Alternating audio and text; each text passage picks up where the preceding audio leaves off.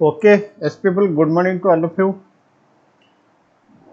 Value sorry life cycle costing, target costing, ये दोनों concept already खत्म हो चुका है।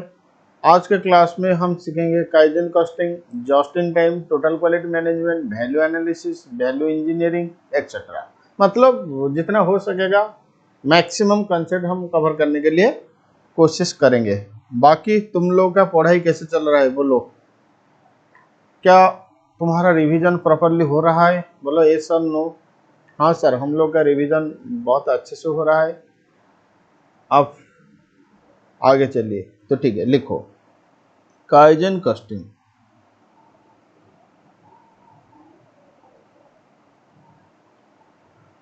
देखो, मैंने बताया था कि कॉस्टिंग का मतलब, कॉस्टिंग का दो ऑब्जेक्टिव होता है। एक होता है कॉस्ट कंट्रोल और एक होता है कॉस्ट रिडक्शन। ठीक है, हाँ। चलो, हम कॉस्टिंग में पूरी तरफ से कोशिश करेंगे कि कॉस्ट को कंट्रोल करने के लिए और कॉस्ट को रिडक्शन करने के लिए। ठीक है, कॉस्ट कंट्रोल करने के लिए भी कुछ टूल्स चाहिए, मतलब टेक्निक्स। कॉस्ट रिडक्शन करने के लिए भी कुछ टूल्स या टेक्निक्स चाहिए। बोलो, कॉस्ट कंट्रोल का टूल्स क्या होता है?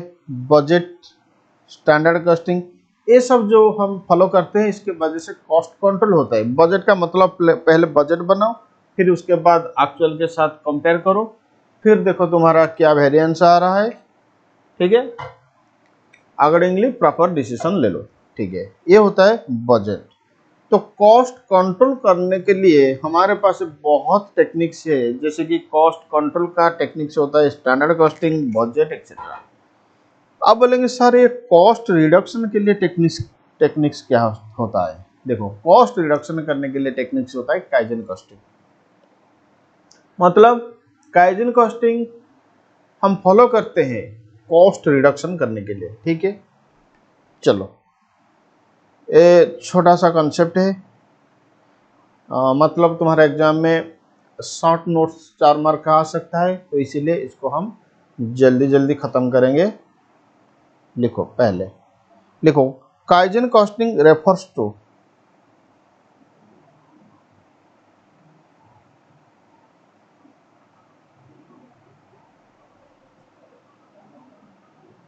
Kaizen costing refers to the ongoing continuous improvement program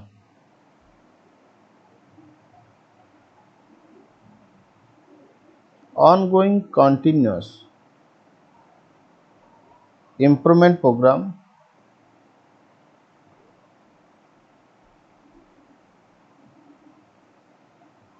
that focuses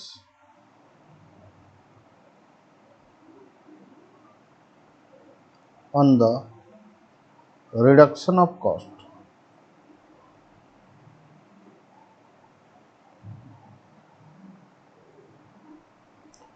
by reducing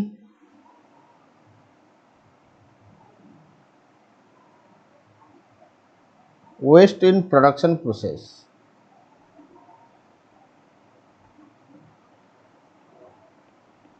and non-value added activities। देखो, दो चीज काम करो, नॉन वैल्यू एडेड एक्टिविटी को कम करो, वेस्ट को कम करो, ऑटोमेटिकली तुम्हारा कॉस्ट में रिडक्शन हो जाएगा। तो काइजन कॉस्टिंग ये एक जापानीज का, सॉरी फ्रांस मत, हाँ, जापानीज टर्म, लेकिन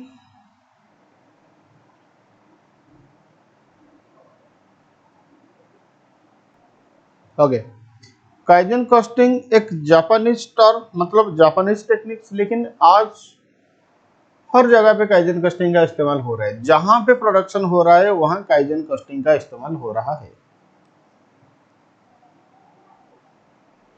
सॉरी, थोड़ा सा आई थिंक थोड़ा प्रॉब्लम हो गया था रिकॉर्डिंग में। काइजन कॉस्टिंग एक जापानीज टर्म है, लेकिन आज हर जगह पे काइजन कस्टिंग का इस्तेमाल हो रहा है, क्योंकि जहाँ पे भी प्रोडक्शन है, प्रोडक्शन का प्रोसेस है, वहाँ काइजन कस्टिंग हम फॉलो करते हैं। वेस्ट रिडक्शन सबका ऑब्जेक्टिव होता है। चलो, kaizen costing refers to the ongoing continuous improvement programme that focuses on the reduction of cost. ये कॉस्ट रिडक्शन का रहेगा by reducing waste, underline the word by reducing waste. बड़ा वेस्ट एक non value added activity होता है, तो इसका मतलब काइजन कस्टिंग यही कह रहा है कि तुम वेस्टेज कम करो, नॉन वैल्यू एडेड एक्टिविटी को हटाओ, तुम्हारा कॉस्ट ऑटोमेटिकली रिडक्शन हो जाएगा। ठीक है, ओके। नेक्स्ट लाइन आरो देख लिखो, एक्टिविटीज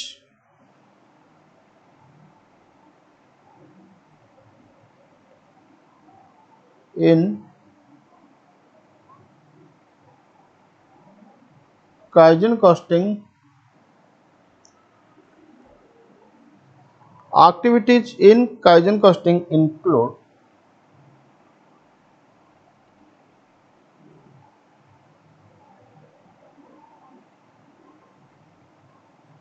elimination of waste,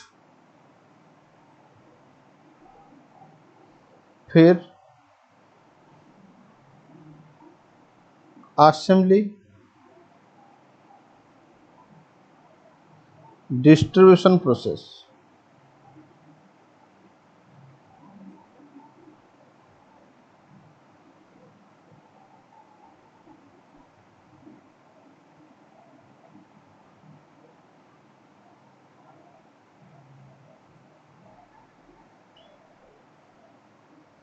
देखो, काइजन कस्टिंग के हिसाब से मतलब काइजन कस्टिंग इस फेज में काम करेगा। पहले वो वेस्ट को एलिमिनेशन करेगा, ठीक है।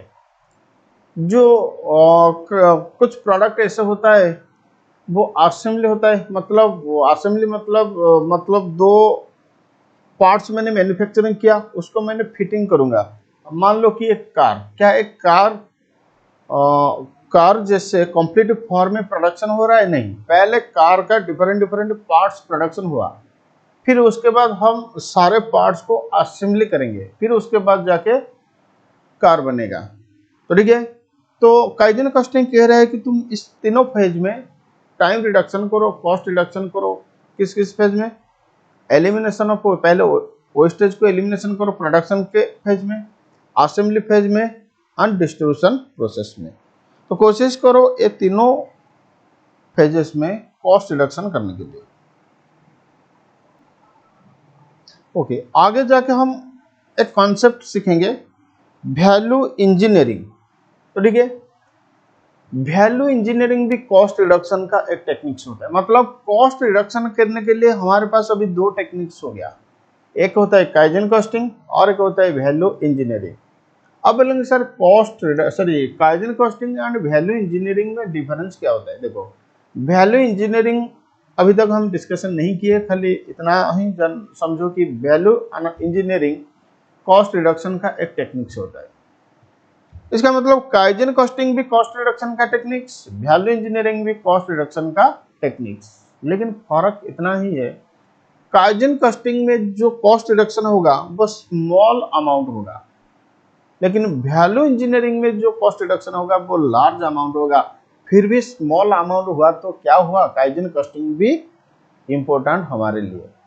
तो ठीक है, अगर तुम्हें पूछा जाएगा कि kaizen costing and value engineering में क्या अंतर है, तो तुम यही बताओगे कि सर काइजन कॉस्टिंग भी कॉस्ट रिडक्शन का एक टेक्निक्स, वैल्यू इंजीनियरिंग भी कॉस्ट रिडक्शन का एक टेक्निक्स, लेकिन काइजन कॉस्टिंग में जो कॉस्ट रिडक्शन होगा वो स्मॉल होगा, वैल्यू इंजीनियरिंग में जो कॉस्ट रिडक्शन होगा वो लार्ज होगा। फिर भी काइजन कॉस्टिंग हमारे लिए स्टिल इंपॉर्टेंट। ओके, चलो अब देखो kaizen costing and standard costing के बीच में क्या डिफरेंस है। ठीक है, मैं ऑलरेडी बता चुका हूं कि स्टैंडर्ड कॉस्टिंग कॉस्ट रिडक्शन का टेक्निक्स नहीं है, स्टैंडर्ड कॉस्टिंग कॉस्ट कंट्रोल का टेक्निक्स, लेकिन काइजन कॉस्टिंग एक कॉस्ट रिडक्शन का टेक्निक्स। तो अब लिखो काइजन कॉस्टिंग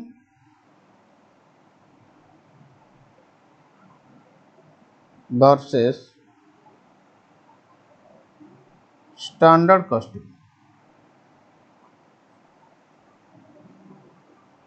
तो पहले एक कॉलम बनाओ, सॉरी, स्टैंडर्ड कॉस्टिंग,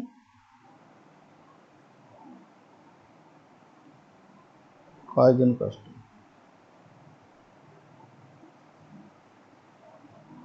मैं यही सोच रहा हूं कि अगर मैं लिखूंगा तुम भी लिखोगे, ठीक है, तो तुम्हारा अंडरस्टैंडिंग लेवल बहुत हाई रहेगा। अगर तुम नोट्स लिख लिख के पढ़ोगे तो तुम्हारा अंडरस्टैंडिंग लेवल बहुत हाई रहेगा, ठीक है। तो इसीलिए मैं लिख रहा हूँ, सारे पॉइंट्स को, सारे नोट्स को मैं लिखूंगा, तुम भी मेरे साथ साथ लिखोगे। मैं पीडीएफ बना के पढ़ाऊंगा ये सब पसंद नहीं करता हूँ, फिर भी मैं पीडीएफ देता हूँ, लेकिन थियोरेटिकल कॉन्सेप्ट को मैं कोशिश करूंगा कि लिखने के लिए। बोलो पहला डिफरेंस क्या होगा, मुझे बताओ फिर लिखो। Sir standard costing cost reduction का techniques, kaizen costing cost control का टेक्निक्स। नो, मैंने झूठ बोला।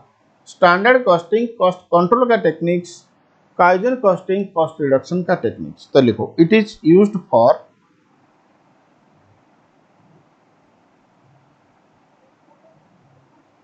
Cost control. Standard costing is used for cost control, standard costing is used for cost control, लेकिन kaizen costing it is used for cost reduction. चलो second point आ जाओ।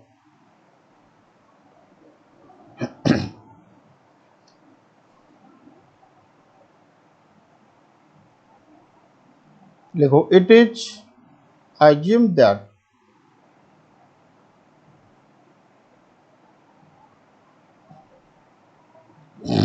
current manufacturing condition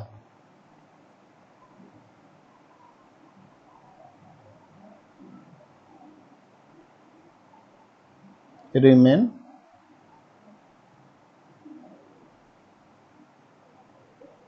unchanged, लेकिन kaizen costing एक continuous improvement होता है। It assumes that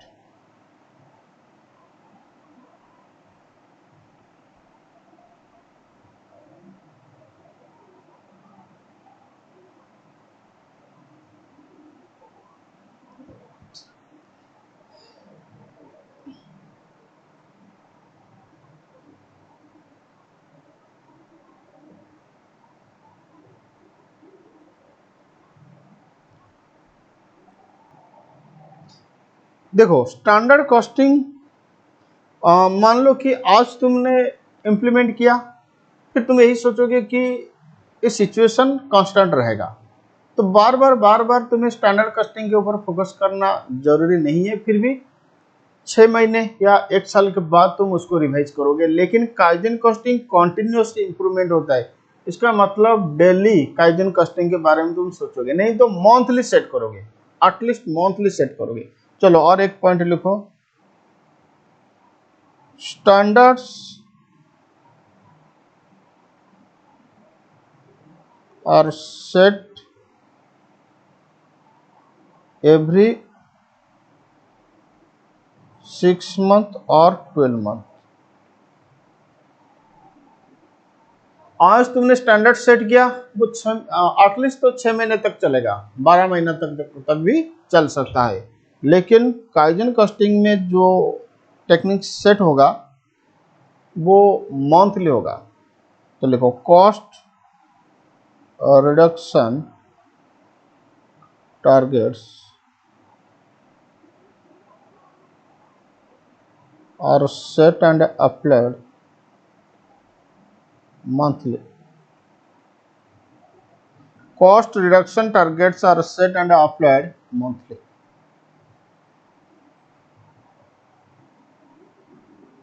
okay, बस यही था तुम्हारा काइजन कॉस्टिंग और स्टैंडर्ड कॉस्टिंग, ठीक है।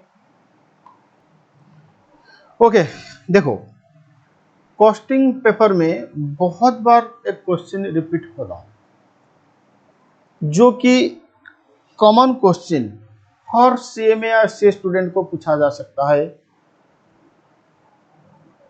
Cost control and cost reduction के बीच में क्या अंतर है? तो लिखो डिफरेंस बिटवीन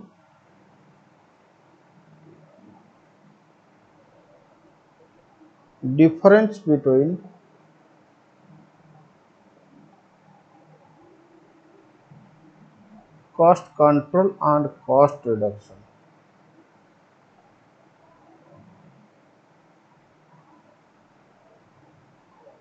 तो एक काम करो, एक कलम बनाओ कॉस्ट कंट्रोल और एक कलम बनाओ कॉस्ट रिडक्शन।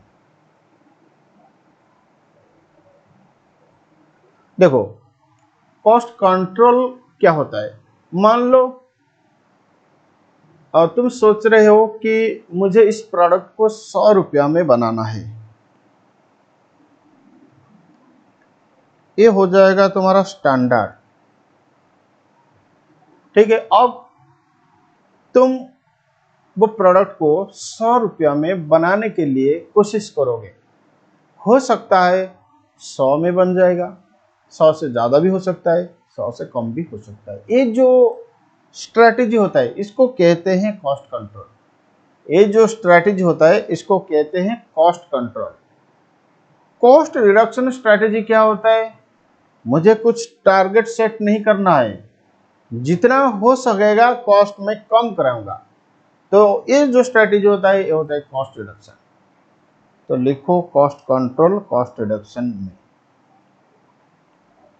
पहले कॉस्ट कंट्रोल में लिखो cost control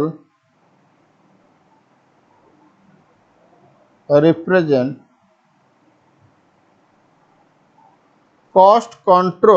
represents efforts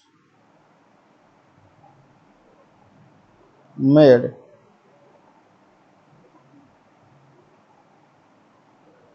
towards achieving target or goal.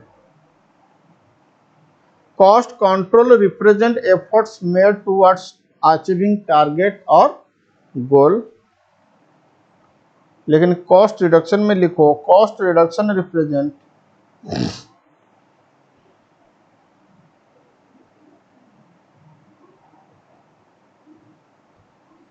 The achievement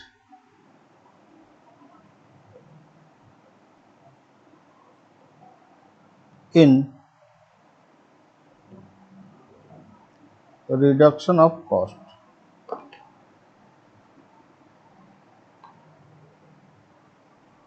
okay, cost control में क्या होता है? सेट टारगेट,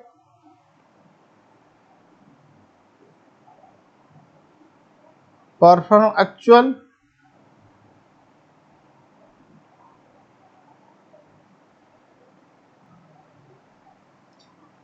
बोलो कॉस्ट कंट्रोल में क्या होता है?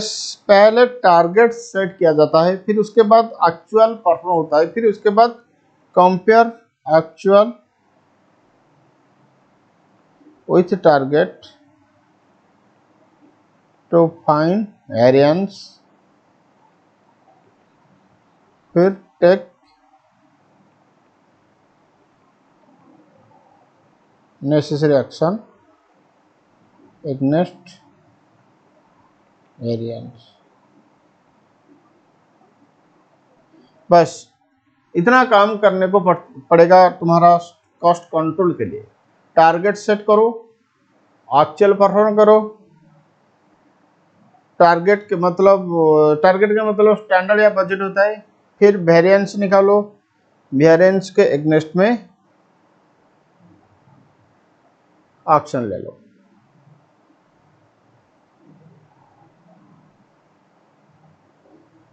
इसका मतलब टारगेट एंड एक्चुअल के हिसाब से काम करेगा तुम्हारा कॉस्ट कंट्रोल, लेकिन कॉस्ट रिडक्शन के लिए ऐसा टारगेट या एक्चुअल के साथ कंपेयर करना ये जरूरी नहीं है। तो लिखो cost reduction is not concern, cost reduction is not concern with maintenance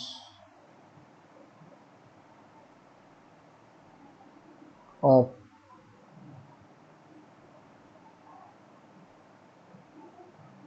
performance according to standard.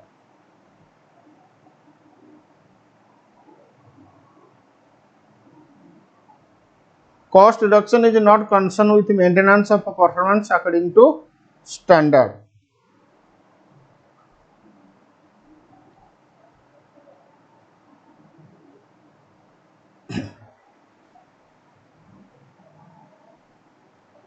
Okay, next लिखो, cost control is a preventive function.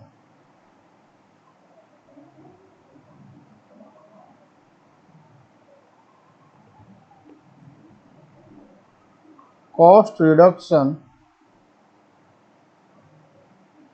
is a corrective action, a corrective function.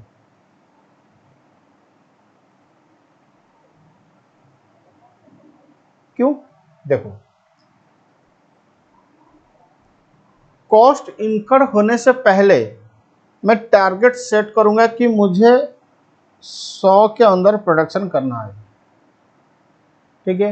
इसका मतलब मैं ऐसे काम करूंगा जैसे कि मेरा कॉस्ट 100 से ज़्यादा नहीं होगा, तो एक प्रिवेंटिव फंक्शन होगा। चलो, एक्चुअल कॉस्ट तुम्हारा 80 हुआ, मान लो एक्चुअल कॉस्ट तुम्हारा 80 हुआ, तो कॉस्ट कंट्रोल तो हो गया। फिर तुमने देखा कि अगर ये सब मैं रिडक्शन कर दूंगा, मतलब ये सब काम को अगर मैं हटा दूंगा, इधर इधर मेरा वेस्ट हो रहा है, तो मान लो तुम्हारा टोटल कॉस्ट कितना आया 80। फिर तुमने देखा कि ये सब जगह में वेस्ट हो रहा है, जिसके वजह से मेरा कॉस्ट 80 हो रहा है। तुम अगर वो काम को एलिमिनेट कर दूंगा तो तुम्हारा कॉस्ट 60 हो जाएगा। अब बोलो, ये जो 100 मैंने सेट किया, 100 के अंदर कॉस्ट को रखने के लिए कोशिश किया, ये हुआ मेरा कॉस्ट रिडक्शन यानी प्रिवेंटिव एक्शन। 80 हुआ, फिर मैंने देखा कि 80 में कुछ गलत था, जिसको मैंने करेक्शन किया, जिसके वजह से मेरा कॉस्ट 60 हो गया, ये हो जाएगा मेरा करेक्टिव एक्शन। तो कॉस्ट कंट्रोल एक प्रिवेंटिव एक्शन होता है या प्रिवेंटिव फंक्शन होता है, कॉस्ट रिडक्शन एक करेक्टिव फंक्शन होता है। क्या समझ में आया? बोलो यस और नो। हाँ सर, आप समझाएंगे, हमें समझ में नहीं आएगा, ऐसा थोड़ी ना हो सकता है। ओके, चलो, बहुत डिफरेंस हो गया, ये तीनों डिफरेंस तुम लिखो, चलेगा। फिर तुम्हारे स्टडी मैट में और एक दो क्या लिखा हुआ है इसको रीड करोगे और खुद एक दो पॉइंट लिखोगे तो अच्छा रहेगा। ओके, ये हो गया हमारा cost reduction and cost control का डिस्कशन। चलो, अभी इंपॉर्टेंट डिस्कशन हम करेंगे value analysis and value engineering, ठीक है। तो लिखो value analysis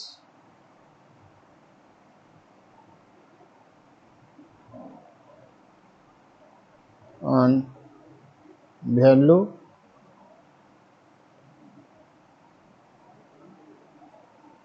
engineering.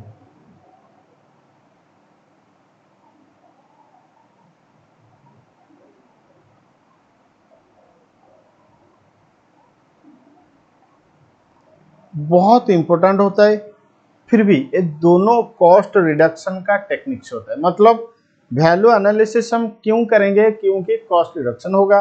Value engineering हम क्यों करेंगे? क्योंकि कॉस्ट रिडक्शन होगा। लेकिन तरीका क्या है, प्रोसेस क्या है, कॉन्सेप्ट क्या है, उसको समझना बहुत जरूरी है। देखो, वैल्यू इंजीनियरिंग का मतलब होता है, पहले समझो फिर उसके बाद तुम लिखोगे। वैल्यू इंजीनियरिंग का मतलब होता है तुम कॉस्ट रिडक्शन करो। क्या करो? कॉस्ट रिडक्शन करो बाय मॉडिफाइंग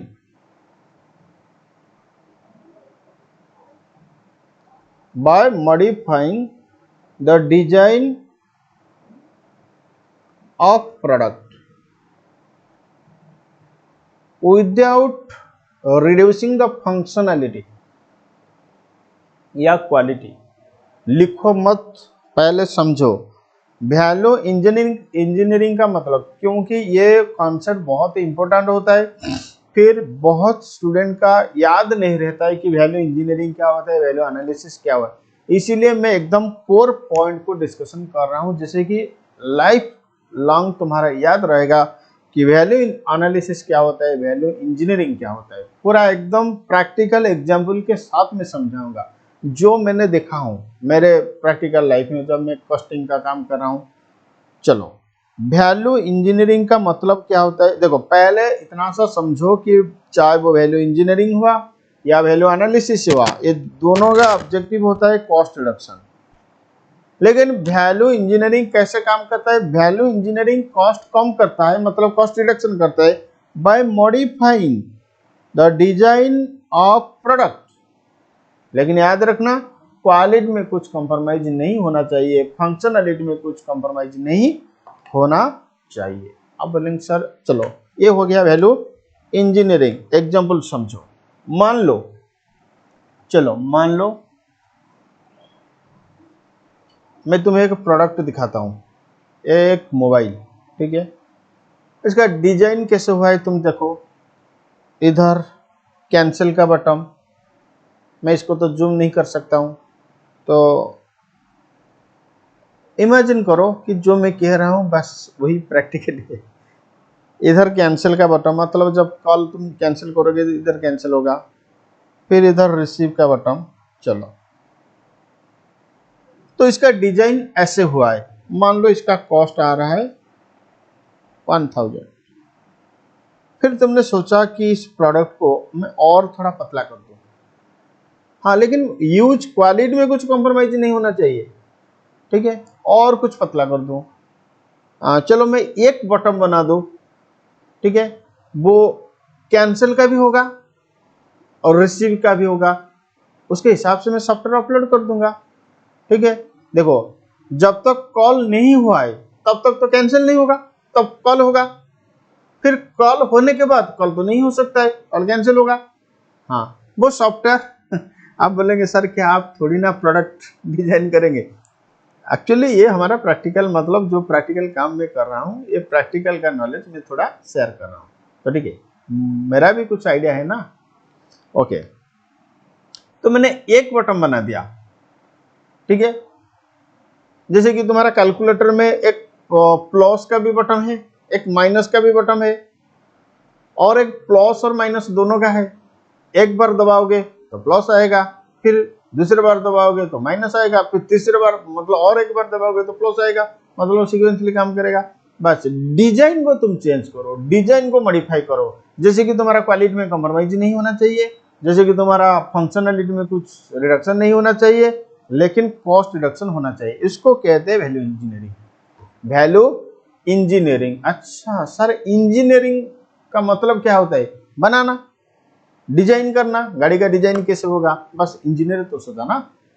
ओके, तो इंजीनियरिंग का मतलब डिजाइन वाला काम होता है। इंजीनियरिंग मतलब डिजाइन या स्ट्रक्चर वाला काम होता है। तो तुम स्ट्रक्चर बनाओ, मतलब चेंज करो, डिजाइन चेंज करो, मॉडिफाई करो, जैसे कि क्वालिटी में कुछ कंप्रोमाइज नहीं होना चाहिए, फंक्शनलिटी में कुछ रिडक्शन नहीं होना चाहिए, लेकिन कॉस्ट में रिडक्शन होना चाहिए। बोलो वैल्यू इंजीनियरिंग का मतलब, तुम बोलो, खुद बोलो क्या होगा? Sir, value engineering is the process of cost reduction by modifying the design of product without hampering the quality and functionality. Okay, okay sir, value analysis क्या होता है? देखो, वैल्यू एनालिसिस भी कॉस्ट रिडक्शन होता है। वैल्यू एनालिसिस भी cost reduction होता है।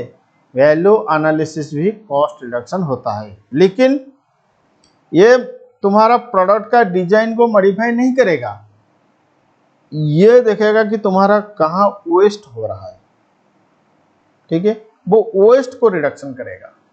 इसका मतलब समझो, वैल्यू एनालिसिस थोड़ा टेक्निकल पार्ट होता है। मान लो कि तुम्हारा कॉस्ट आ रहा है 100 रुपया, फिर मैंने देखा कि कुछ काम हुआ है जिसके वजह से कॉस्ट तो बढ़ रहा है, मतलब कॉस्ट इनकर्ड हो रहा है, फिर प्रोडक्ट का वैल्यू भी आ रहा है। देखो, मेरे पास रॉ मटेरियल था, चलो फिर मैं प्रैक्टिकल तुम्हें दिखाऊंगा क्या है। हाँ चलो, ये मेरे लिए रॉ मटेरियल। सर ये क्या है? ये इस तरफ से दिखाऊंगा तो तुम पढ़ोगे क्या लिखा हुआ है, क्योंकि किसी दूसरे का सीक्रेट चीज़ पढ़ने को हमें मज़ा आता है, तो ये कुछ सीक्रेट नहीं, तुम पढ़ सकते हो। क्या चीज़ लिखा हुआ है नहीं होगा। चलो ये इधर कुछ कैलकुलेशन लिखा है, 11 फरवरी, 12 मार्च, 23 मार्च, ऐसे। चलो मान लो कि ये मेरे लिए एक रॉ मटेरियल, ठीक है। इसको मुझे एक प्रोडक्ट बनाना है, तो पहले मैंने कटिंग किया, ये तो एक काम हुआ ना, कटिंग भी एक काम है ना। हाँ, जिसके वजह से कॉस्ट तो इनकर्ड होगा। हाँ, अगर तुम वो कॉस्ट को रिडक्शन करना चाहोगे तो कटिंग का काम को तुम्हें बंद करना पड़ेगा, तो तुम्हारा प्रोडक्ट का वैल्यू नहीं आएगा। कटिंग होगा तो तुम्हारा प्रोडक्ट बनेगा, फिर कस्टमर जाके तुम्हें पे करोगे। तो बोलो जो कटिंग का काम तुमने किया, क्या ये एक वैल्यू एडेड एक्टिविटी या non value added activity? Sir value added activity, क्योंकि जिसके वजह से प्रोडक्ट का क्वालिटी या प्रोडक्ट हो रहा है, प्रोडक्ट का वैल्यू बढ़ रहा है। चलो जब मैंने कटिंग कर रहा था, मैंने देखा कि पावर फेलियर हो गया, और हर बार पावर फेलियर ही होता है, तो लेबर बैठते हैं आइडिल, उसके वजह से मुझे भी पे करना पड़ता है ओजेस। बोलो ये जो पावर फेलियर हुआ, फिर मैंने ओजेस पेमेंट किया, इसके वजह से कॉस्ट तो इनकर्ड हुआ। हाँ, लेकिन क्या प्रोडक्ट का वैल्यू एनहांस हुआ? नहीं। ये जो एक्टिविटीज होता है ना, इसको कहते हैं नॉन वैल्यू एडेड एक्टिविटी। क्या कहते हैं? Non value added activity. तो वैल्यू एनालिसिस में हम क्या करते हैं ना, सारे नॉन वैल्यू एडेड एक्टिविटी को हटाते हैं। देखो इसका नाम है वैल्यू एनालिसिस, मतलब तुम एक्टिविटी को एनालिसिस करो, किस एक्टिविटी के वजह से वैल्यू क्रिएट हो रहा है, किस एक्टिविटी के वजह से वैल्यू क्रिएट नहीं हो रहा है। तो जो एक्टिविटी की वजह से वैल्यू नहीं क्रिएट हो रहा है उसको कहते हैं नॉन वैल्यू एडेड एक्टिविटी। तुम नॉन वैल्यू एडेड एक्टिविटी को एलिमिनेट करो, ऑटोमेटिकली तुम्हारा कॉस्ट रिडक्शन हो जाएगा। ये जो टेक्निक्स होता है इसको कहते हैं वैल्यू एनालिसिस। ओके, हाँ सर, ओके।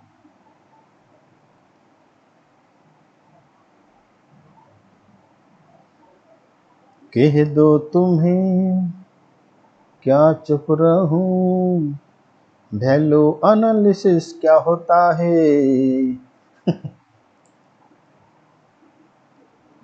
लिखो पहले आरो देके, वैल्यू इंजीनियरिंग मैं शॉर्ट में लिख रहा हूं VE। क्या तुम्हें कुछ दिक्कत है? अगर दिक्कत है तो बता सकते हो। नहीं सर हमें कुछ दिक्कत नहीं है, तो लिखो value engineering involves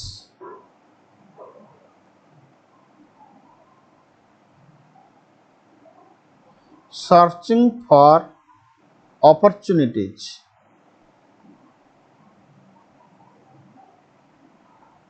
to modify the design of each component oblique product to reduce cost. Cost reduction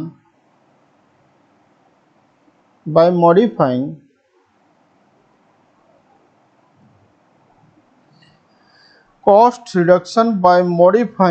the design of product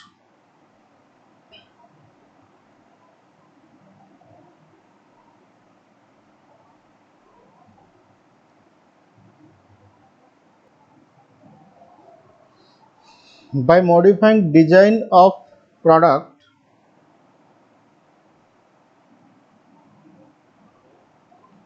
without reducing the functionality, public quality of a product।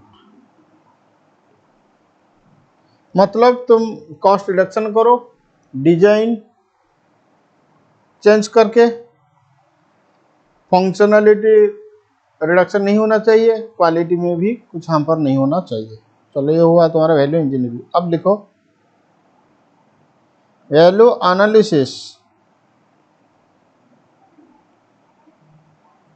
entails studying the activities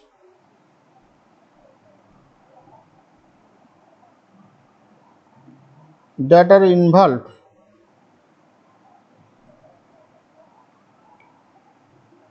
in producing the product. Value analysis entails studying the activities that are involved in producing the product to detect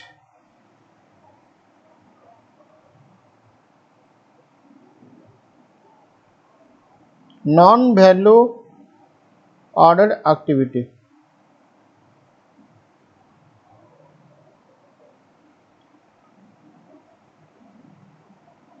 that may be eliminated,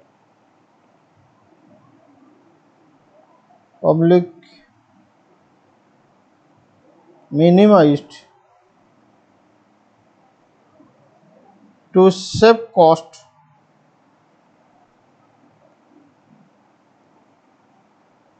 but without reducing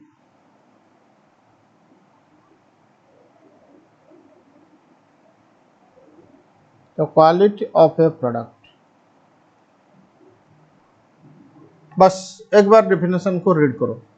value analysis entails storing the activities that are involved in producing the product. मतलब एक product को produce करने के लिए जो काम हो रहा है उसको स्टडी करो. फिर सोचो किस एक्टिविटी के लिए वैल्यू क्रिएशन हो रहा है, किस एक्टिविटी के लिए वैल्यू क्रिएशन नहीं हो रहा है. जो एक्टिविटी के लिए वैल्यू क्रिएशन नहीं हो रहा है उसको कहते हैं non value added activity. To detect non value added activity that may be eliminated या minimized to save cost but quality में कुछ कॉम्प्रोमाइज नहीं होना चाहिए.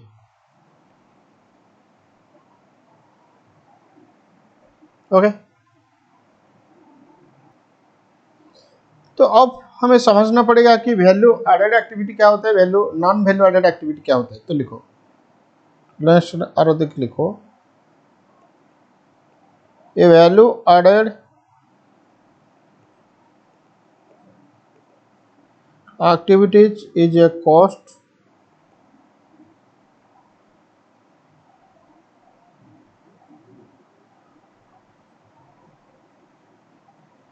that would reduce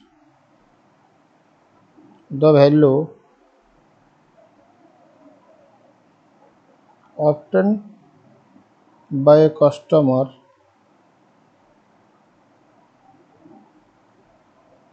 from using the product. A value added activity is a cost that will reduce the value obtained by a customer from using the product. इसका मतलब अगर एक activity को तुम बंद कर दोगे तो कस्टमर को जो फीचर्स मिल रहा था, जो बेनिफिट्स मिल रहा था वो प्रोडक्ट यूज करने से वो बेनिफिट्स थोड़ा कम हो जाएगा. वो एक्टिविटी को हम कहते हैं वैल्यू एडेड एक्टिविटी. एग्जांपल समझो, मान लो तुम्हारा मोबाइल कॉस्ट आ रहा है 5000. ये 5000 में मैं चार्ज कर रहा हूँ 4000 फॉर मोबाइल, 1000 पर कैमरा. अब मैं यही सोच रहा हूं कि ये 1000 को रिड्यूस करूंगा. तो ये 1000 को अगर मैं रिड्यूस करूंगा तो तुम्हारा कॉस्ट 4000 हो जाएगा. अब कस्टमर को कैमरे का बेनिफिट्स नहीं मिलेगा.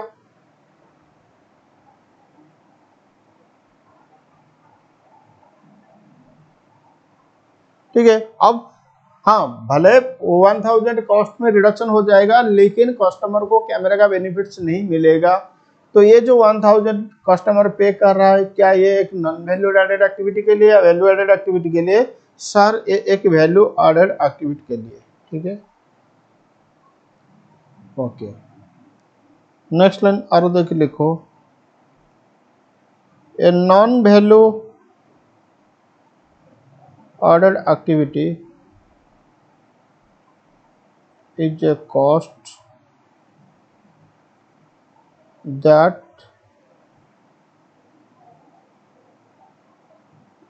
अच्छा इधर एक काम करो, यहाँ पे जो दैट लिखा हुआ है ना, ब्रैकेट में लिखो इफ एलिमिनेटेड, नहीं तो मीनिंग नहीं आएगा। अगर वो एलिमिनेट हो जाएगा तो कस्टमर कुछ बेनिफिट सैक्रिफाइस करेगा। A non value added activity is a cost that if eliminated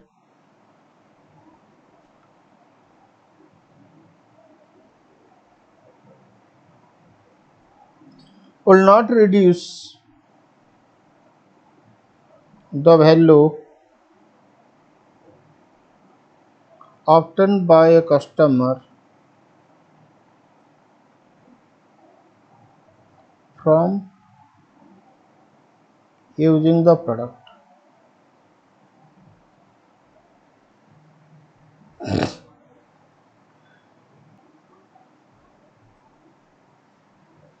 हाँ, और एक चीज याद रखना, वैल्यू इंजीनियरिंग हमेशा न्यू प्रोडक्ट के लिए होगा, क्योंकि डिजाइन मॉडिफाई होगा। तो generally value engineering new product के लिए होता है, वैल्यू एनालिसिस एग्जिस्टिंग प्रोडक्ट के लिए होता है। तो value analysis is for existing product and value analysis engineering is for new product. Okay,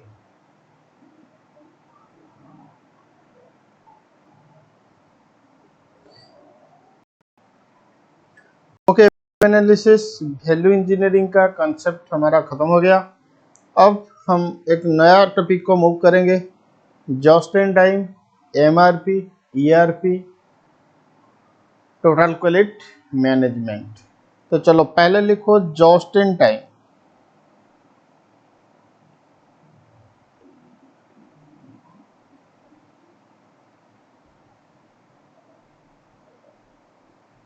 okay, समझो ये जस्ट इन टाइम क्या होता है। देखो, इंडिया में दो प्रकार का मैन्युफैक्चरिंग सिस्टम चलता है। इंडिया में दो प्रकार का मैन्युफैक्चरिंग सिस्टम चलता है, एक होता है ट्रेडिशनल और एक होता है मॉडर्न। ठीक है, थोड़ा स्लो चल रहा है वो राइटिंग पैड, थोड़ा एडजस्ट करना। इंडिया में दो प्रकार का मैन्युफैक्चरिंग सिस्टम या प्रोडक्शन सिस्टम चलता है, एक होता है तुम्हारा ट्रेडिशनल मैन्युफैक्चरिंग सिस्टम और एक होता है तुम्हारा modern manufacturing system. Traditional manufacturing system में क्या होता है, ये हमारा स्टोर रूम होता है, ये हमारा फैक्ट्री होता है। ठीक है, पहले हम रॉ मटेरियल खरीदते हैं, स्टोर में स्टोर करते हैं, फिर जब फैक्ट्री में रिक्वायरमेंट होगा तो धीरे धीरे ग्रेजुअली इश्यू होगा, यहाँ पे कंज्यूम होगा। This is your traditional manufacturing system, यानी पहले रॉ मटेरियल को बल्क क्वांटिटी में खरीदो, उसको स्टोर करो, फिर उसके बाद जब चाहिए मतलब धीरे धीरे स्टोर से इश्यू करो कंजम्पशन के लिए। जब तुम मटेरियल चैप्टर पढ़े थे, जब मटेरियल चैप्टर तुम पढ़े थे, एक कॉन्सेप्ट होता था हमारा EOQ। जब हम ट्रेडिशनल परचेजिंग सिस्टम फॉलो करेंगे तो पहले हम इकोनॉमी के ऑर्डर क्वांटिटी में खरीदेंगे, उसको स्टोर करेंगे, फिर प्रोडक्शन को मतलब फैक्ट्री को इश्यू करेंगे। ये होता है हमारा ट्रेडिशनल मैन्युफैक्चरिंग सिस्टम। अब मॉडर्न मैन्युफैक्चरिंग सिस्टम में क्या होता है ना, हम लोग जस्ट इन टाइम फॉलो करते हैं, जिसको कहते हैं JIT। वो क्या होता है एक बार समझो। ये तुम्हारा फैक्ट्री, कोई स्टोर रूम नहीं रहेगा। रॉ मटेरियल कहाँ जरूरत होगा, फैक्ट्री में। ओके, ये लोग सप्लायर, हम सप्लायर से एग्रीमेंट करेंगे कि जब चाहिए, जितना क्वांटिटी चाहिए, जहां चाहिए वो डिलीवर करेगा। मतलब मान लो कि आज, अच्छा तुम्हारा दो फैक्ट्री है, सपोज दो फैक्ट्री मतलब डिफरेंट जगह में दो फैक्ट्री है। ये तुम्हारा प्लेस A, ये प्लेस B। मान लो प्लेस A में तुम्हें आज 10,000 kg रॉ मटेरियल चाहिए, तुम सप्लायर को बोलोगे कि आज मुझे 10,000 के जी प्लेस ए में दे दो, वो दे देगा। इसका मतलब पहले से रॉ मटेरियल खरीदे के स्टोर करना कोई जरूरत नहीं है, ठीक है। जस्ट इन टाइम मतलब जब रिक्वायर्ड होगा तब तुम परचेज करोगे, जब रिक्वायर्ड होगा तब परचेज करोगे, जहां रिक्वायर्ड होगा वहां परचेज होगा, जितना रिक्वायरमेंट रिक्वायर होगा उतना ही परचेज होगा। ना हम ज्यादा खरीदेंगे ना उसको हम स्टोर करेंगे, ये सब प्रैक्टिस नहीं चलेगा। लेकिन ये थोड़ा रिस्क होता है, क्योंकि सप्लायर ऐसे सपोज एग्री हो गया, तुम्हें अभी माल चाहिए मतलब रॉ मटेरियल चाहिए, सप्लायर लेके जा रहा है, बीच में मान लो कि ट्रैफिक प्रॉब्लम आ गया तो तुम्हारा प्रोडक्शन तो डिले हो जाएगा ना। तो इसीलिए एडवांस कंट्री में जहाँ ट्रैफिक का प्रॉब्लम नहीं होगा, सप्लायर का कमिटमेंट ठीक रहेगा, ये सब कंट्री में मतलब एडवांस कंट्री में मॉडर्न सिस्टम फॉलो किया जा सकता है। लेकिन इंडिया में ये जस्ट इन टाइम फॉलो करना इतना आसान नहीं है, क्योंकि इंडिया का ट्रैफिक सिस्टम क्या है तुम्हें पता है, ठीक है। चलो हम डिस्कशन करेंगे जस्ट इन टाइम। तो लिखो, मेरे साथ साथ आरो दे के लिखो पहले नोट्स, फिर उसके बाद हम समझेंगे ऑलरेडी समझ चुके। लिखो, just in time is A time management philosophy. फटाफट लिखो, just in time is A time management philosophy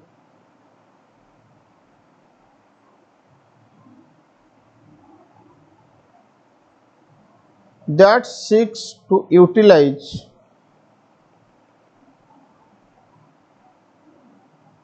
the most important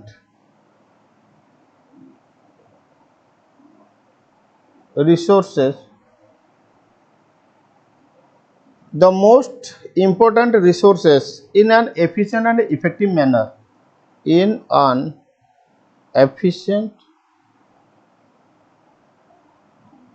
and effective manner. Okay. Next line आरो देख लिखो, just in time philosophy operates as under. Just in time philosophy operates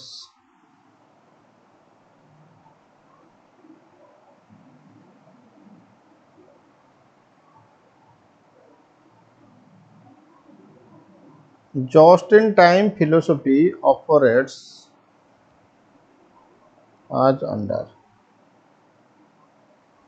okay, network के वजह से थोड़ा delay हो रहा है। Point number I, identify significant activity. लिखो, identify significant activity in the farm, identify significant activity in the farm, then classify into two parts, then classify it into two parts। पहले significant activity को identify करो, फिर इसको दो part में classify करो, then classify it into two parts. Number one, value added activities. Number one, value added activities. Number two, non-value added activities.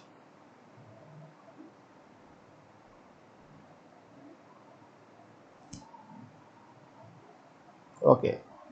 Point number double I में लिखो, it is simplify value added activities. It is simplify value added activity so as to improve the productivity. It is simplify value added activity so as to improve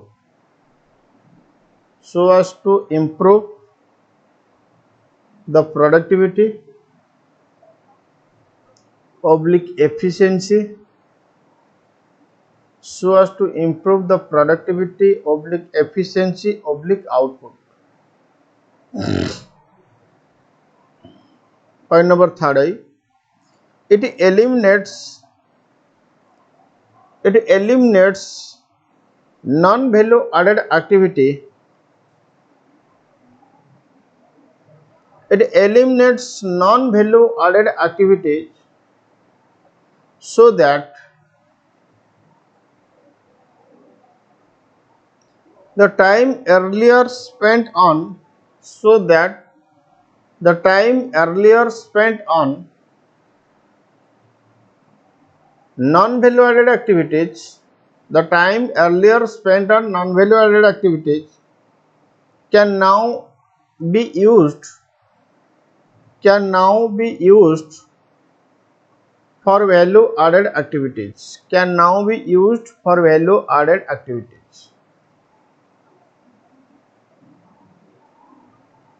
Fourth point, it achieves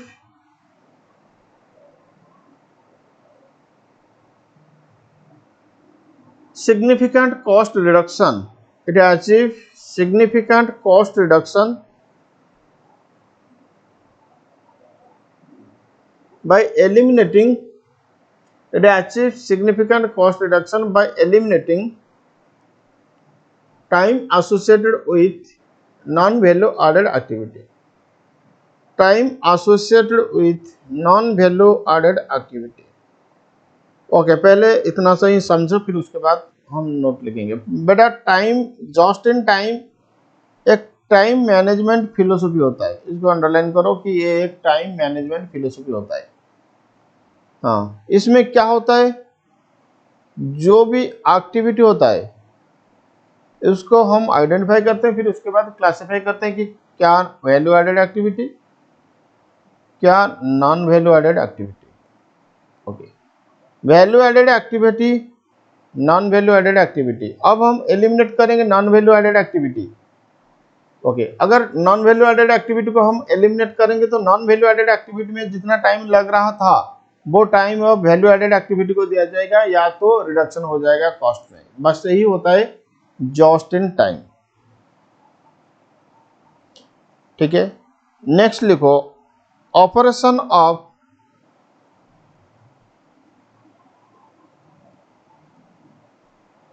just in time in production scheduling.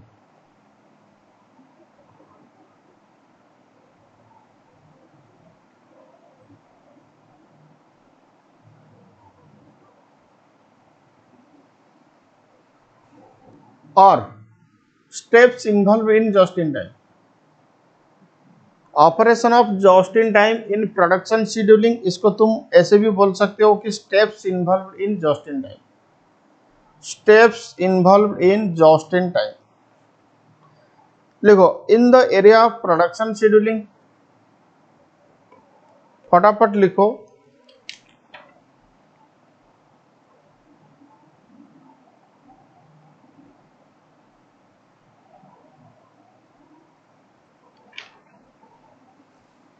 In the area of production scheduling, the following steps are to be taken. In the area of production scheduling, the following steps are to be taken to implement just in time concept.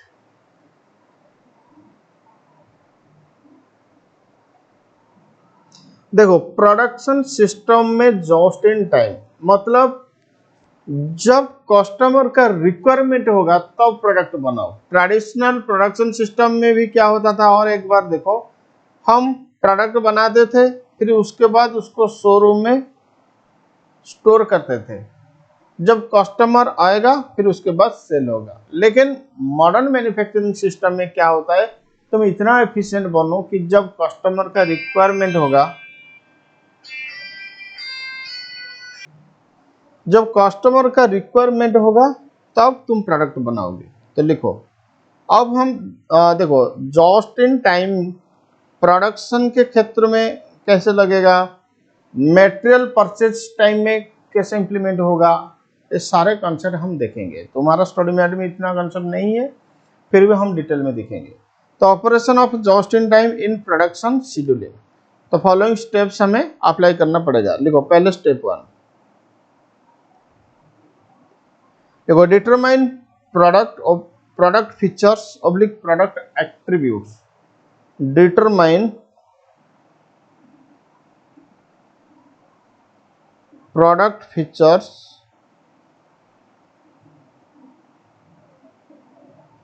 oblique product attributes, etc. Step 2. Determine production volume.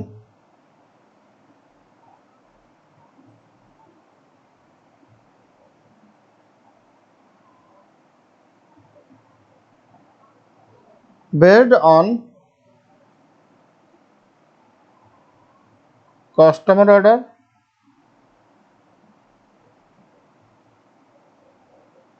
oblique farm contracts,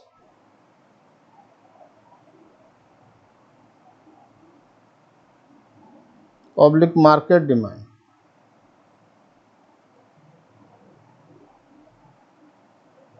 etc. Step 3. Determine the following.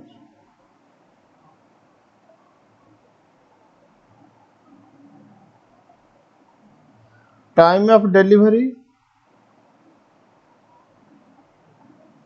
quantity of delivery,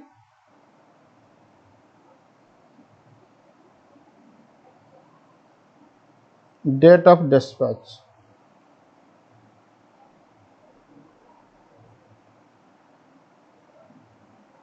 etc. Step 4.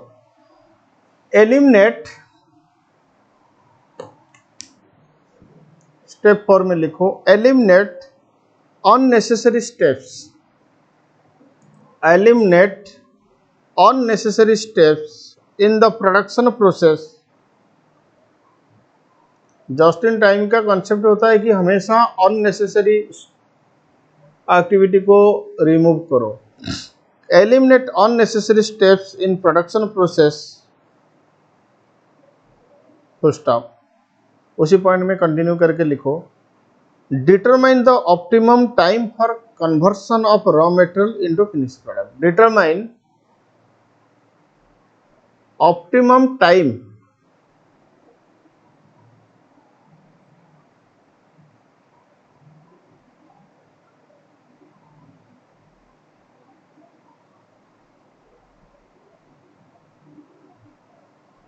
determine optimum time for conversion of raw material into finished product. मतलब तुम कब produce करोगे. ठीक है.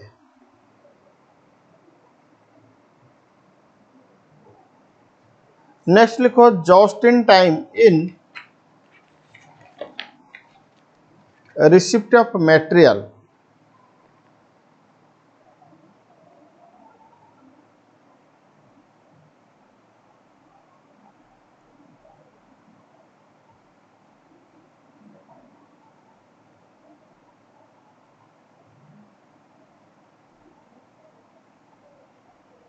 Just in time in receipt of material मतलब material receipt के वक्त just in time हम कैसे फॉलो करेंगे.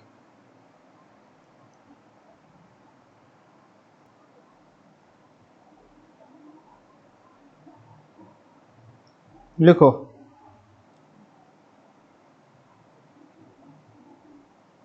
Under just in time raw materials are purchased. Under just in time raw materials are purchased just when it is needed at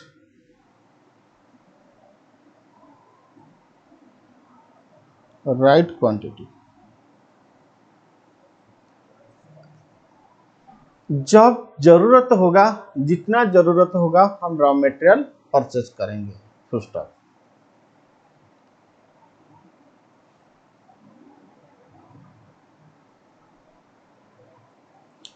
देखो just in time is a pull system of production.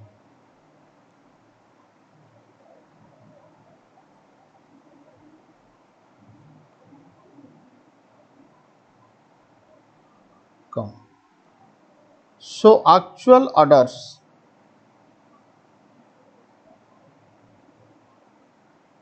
provides a signal for when a product should be manufactured.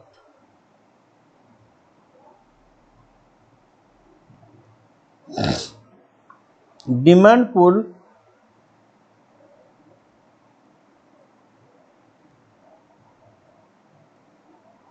enables a firm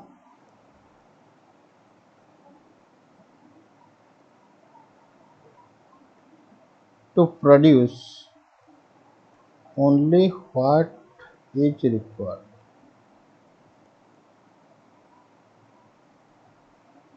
comma, in the correct quantity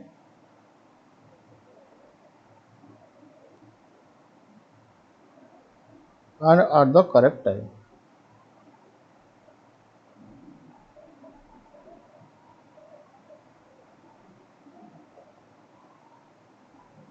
देखो, raw material के लिए अगर तुम just in time analysis करोगे तो raw material का purchase होगा जब जरूरत होगा.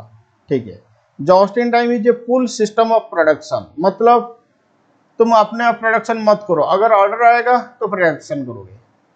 सो actual orders provide a signal for when a product should be manufactured. Actual order receive करने के बाद प्रोडक्शन होगा जस्ट इन टाइम में. Demand pull enables a firm to produce only what is required. जो चीज तुम्हें दरकार रिक्वायर्ड है वही चीज प्रोड्यूस करो. करेक्ट क्वांटिटी मतलब जितना दरकार है, जरूरत है उतना ही परचेस सॉरी प्रोडक्शन करो. करेक्ट टाइम का मतलब जब जरूरत है.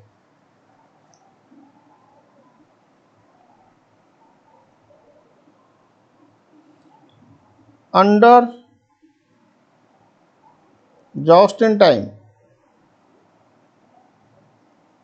stock levels of raw material, comma, WIP unfinished goods can be kept to zero within bracket में लिखो मिनिमम लेवल. अगर तुम जस्ट इन टाइम फॉलो करोगे तो तुम्हारा स्टॉक लेवल एकदम जीरो को आ जाएगा, मतलब मिनिमम लेवल को आ जाएगा. ठीक है.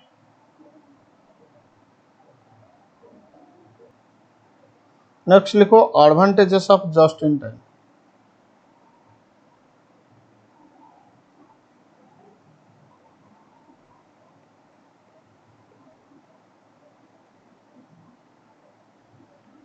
Advantages of just in time बोलो. अगर तुम just in time production system follow करोगे, क्या तुम्हारा अंडर प्रोडक्शन या ओवर प्रोडक्शन होगा? नहीं. कभी स्टॉक आउट नहीं होगा या कभी लार्ज स्टॉक में स्टॉक तो नहीं होगा. लार्ज स्टॉक तो क्या है, तो लिखो over production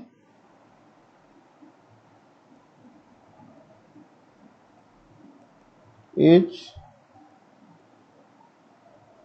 eliminated when just in time manufacturing is adopted. When just in time manufacturing is adopted. B.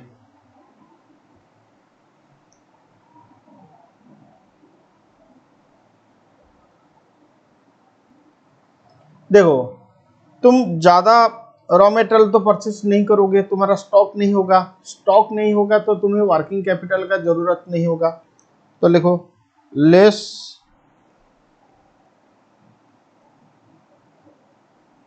Working capital is required.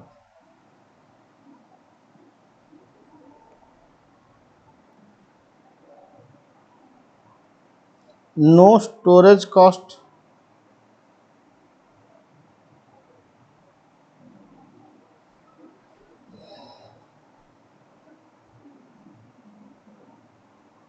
closer relationship among production chain,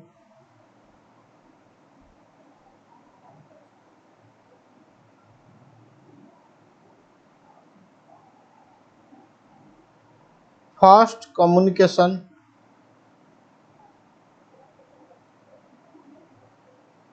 among all,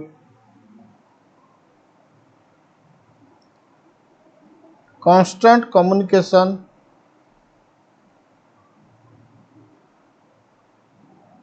with the customer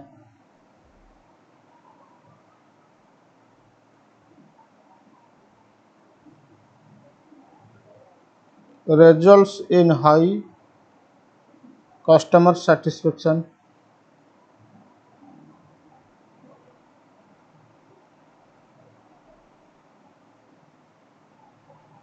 अब लिखो disadvantages.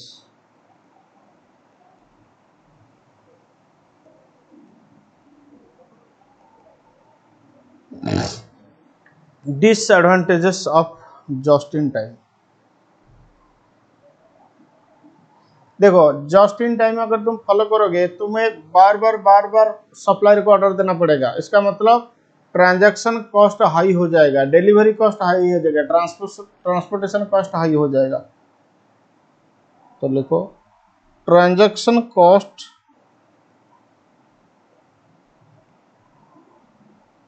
would be high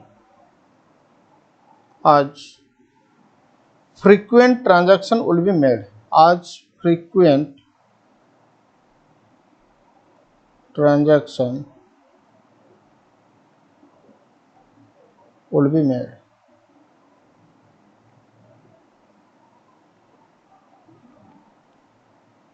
Point number B,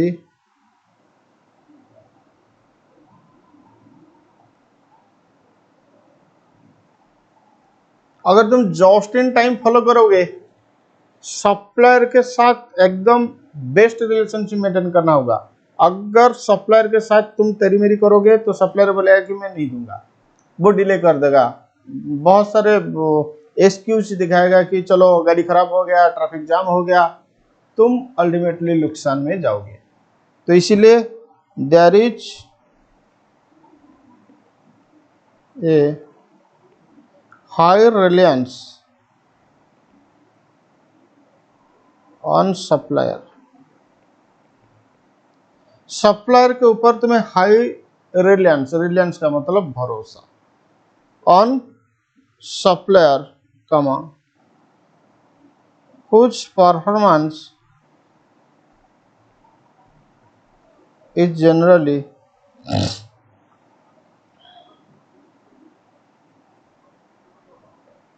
outside the purview of manufacturer।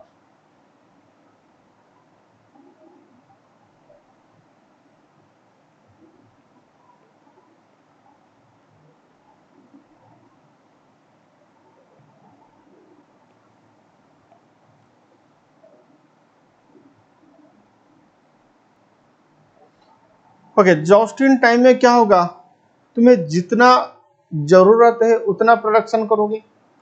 मान लो अचानक मतलब unexpected order आया, किसी का emergency की वजह से कुछ प्रोडक्ट का जरूरत है, तुम्हें ऑर्डर दिया, तुम मीट नहीं कर सकते हो क्योंकि तुम तो जस्ट इन टाइम में जाते हो ना। तो organisation will not be able to meet, organization will not be able to meet an unexpected increase in orders, comma, due to the fact that there are no excess finished goods. There are no excess finished goods. Okay, बस इतना सा concept he just in time के लिए। बाकी जो भी है points तुम खुद मैनेज कर लोगे, ये भरोसा मेरे तुम्हारे ऊपर है। डेफिनेटली तुम कर दोगे, कोई बात नहीं।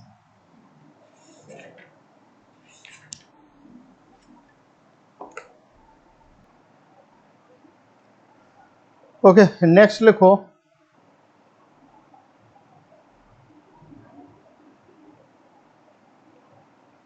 Enterprise resources planning.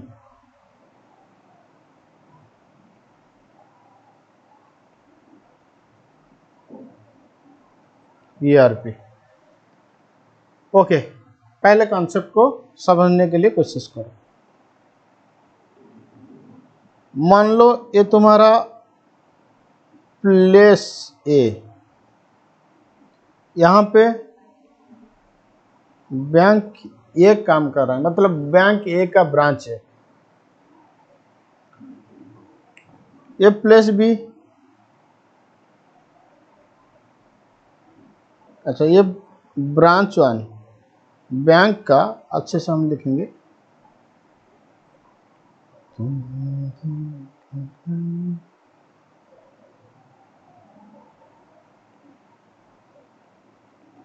Branch one Bank of India, ये branch two Bank of India. Okay, एक कस्टमर बैंक वन में एक सेविंग अकाउंट ओपन किया, फिर 1000 डिपॉजिट किया। ओके, तो यहाँ पे ये एक एटीएम,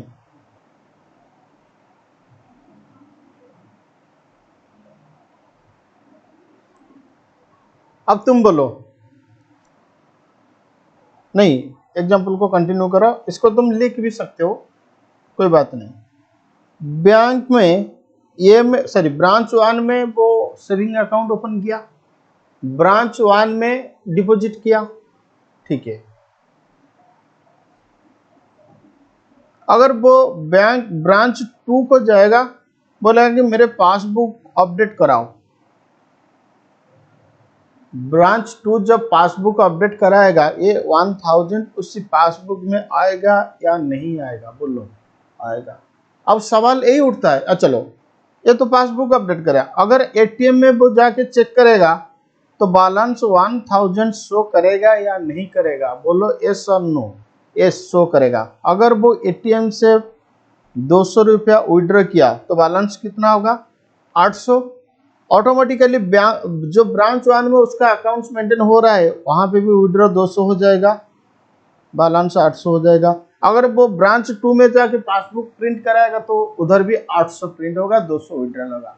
अब सवाल यही उठता है कि सर वो तो ब्रांच वन में डिपॉजिट किया, हाँ, एटीएम से विड्रॉ किया, हाँ, फिर एटीएम को कैसे पता चला कि उसका अकाउंट में 100 रुपया है? क्या एटीएम ब्रांच वन को फोन करके पूछा था? नहीं। क्या ब्रांच वन एटीएम को इंफॉर्मेशन दिया था? नहीं। तो ये सब कैसे होता है? ये बेटा ईआरपी की वजह से होता है, एंटरप्राइज रिसोर्सेज प्लानिंग की वजह से होता है। इसको कहते हैं क्लाउड कंप्यूटिंग। क्या कहते हैं? Cloud computing. अब समझो क्लाउड कंप्यूटिंग क्या होता है या ईआरपी क्या होता है। देखो ईआरपी एक सॉफ्टवेयर होता है जो हर डिपार्टमेंट, हर ब्रांच, हर सब का इंफॉर्मेशन को इंटीग्रेट करता है।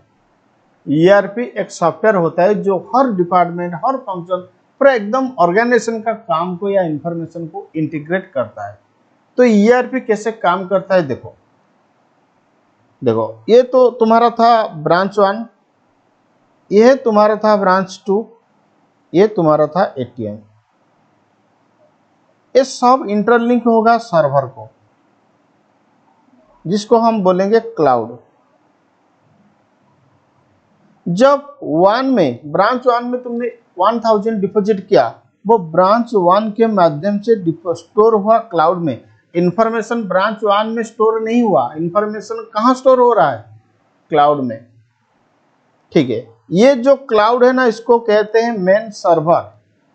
तो ये सर्वर को हर डिपार्टमेंट एक्सेस कर सकता है। ब्रांच 1 भी एक्सेस कर सकता है, ब्रांच 2 भी एक्सेस करता है, एटीएम भी एक्सेस कर सकता है। जब ब्रांच 1 में तुमने डिपॉजिट किया 1000, वो इंफॉर्मेशन जाके क्लाउड में स्टोर हुआ। अब जब तुम एटीएम में विड्रॉ करोगे तो एटीएम क्लाउड से ही चेक कर सकता है कि तुम्हारा बैलेंस कितना है। अगर तुम ब्रांच 2 में जाके प्रिंट करोगे तो ब्रांच 2 क्लाउड से या सर्वर से चेक कर सकता है कि तुम्हारा बैलेंस क्या है, तुम्हारा ट्रांजैक्शन क्या है। ये जो सॉफ्टवेयर है ना, इसको कहते हैं क्लाउड या ईआरपी, क्लाउड कंप्यूटिंग। ओके, तुम सोचो 10 या 15 साल पीछे चले जाओ, जिस ब्रांच में तुम्हारा अकाउंट होता था उसी ब्रांच में तुम डिपॉजिट करते थे, उसी ब्रांच से तुम विड्रॉ करते थे जब मैनुअल ऑपरेशन हो रहा था। उसके बाद धीरे धीरे कंप्यूटराइज का एप्लीकेशन हुआ बैंकिंग सेक्टर में। आज क्लाउड कंप्यूटिंग के वजह से तुम्हें इंटरनेट बैंकिंग का फैसिलिटी दिया जा रहा है, एटीएम सर्विस तुम्हें मिल रहा है। एटीएम अगर क्लाउड कंप्यूटिंग नहीं होता तो एटीएम सर्विस नहीं होता। तो एटीएम था क्या, जब मैनुअल सिस्टम हो रहा था थोड़ी ना एटीएम था। ओके, तो इसको कहते हैं क्लाउड कंप्यूटिंग। ये जो सॉफ्टवेयर, एक सॉफ्टवेयर होता है जो हर डिपार्टमेंट का इंफॉर्मेशन को इंटीग्रेट करता है, उसको कहते हैं ईआरपी। उसको क्या कहते हैं, ईआरपी। बात समझ में आया? ओके, चलो लिखो मेरे साथ साथ ईआरपी क्या होता है। लिखो ईआरपी। ईआरपी का फुल फॉर्म होता है एंटरप्राइज रिसोर्सेस प्लानिंग। ओके, तो लिखो ERP is the latest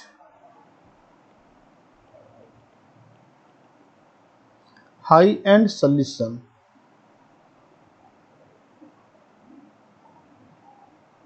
which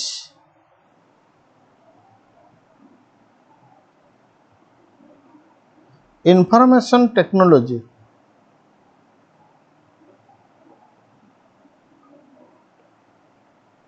has lent to business application, has lent to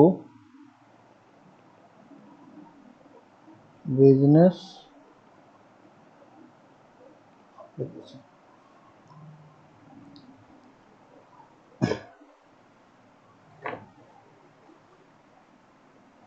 लिखो ERP refers to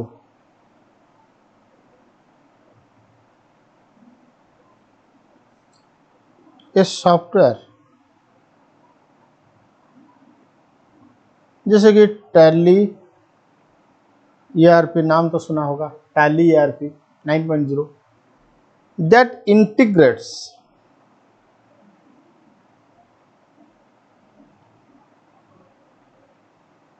all department and function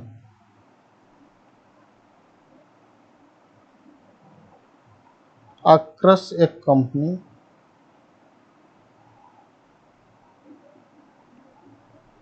into a single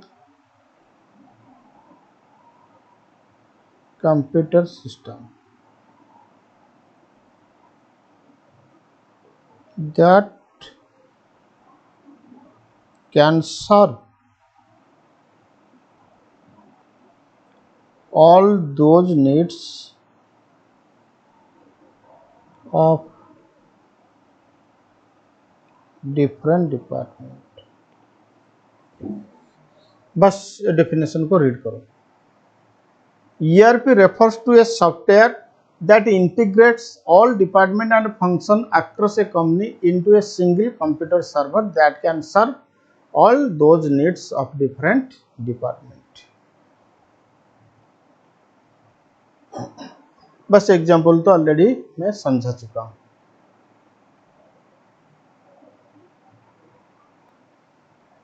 देखो in fact ERP combines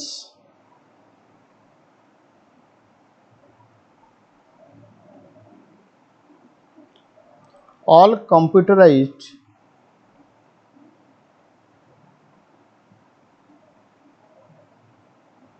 departments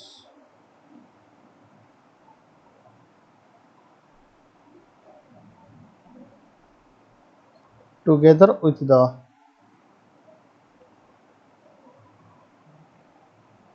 help of a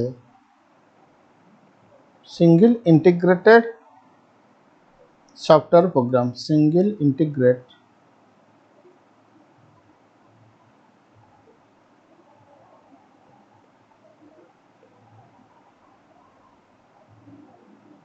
that runs up as single database, so that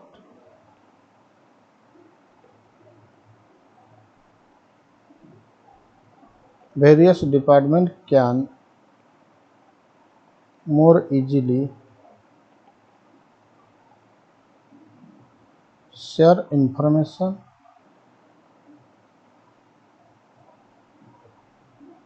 and commission with each other.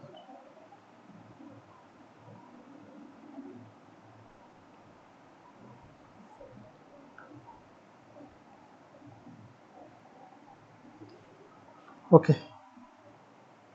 Next लिखो features of ERP.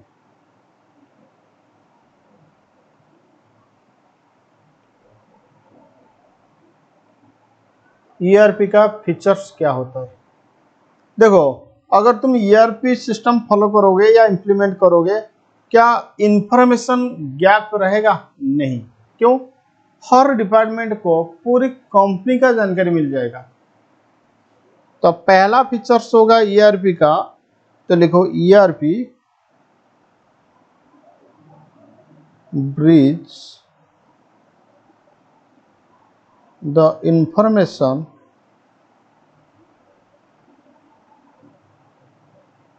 Gap across the organization।